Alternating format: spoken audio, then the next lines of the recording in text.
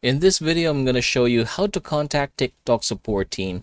Now, in order for us to get this done, let's go ahead and click this three vertical lines here.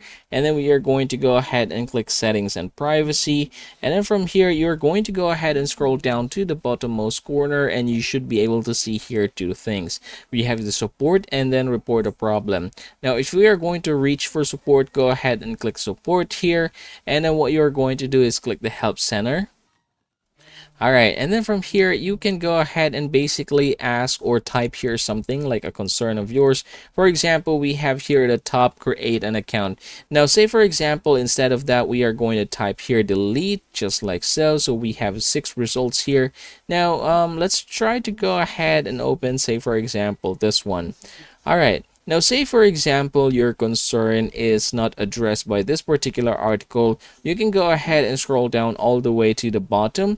And then if you're going to go ahead and click no here, you should be able to give them feedback.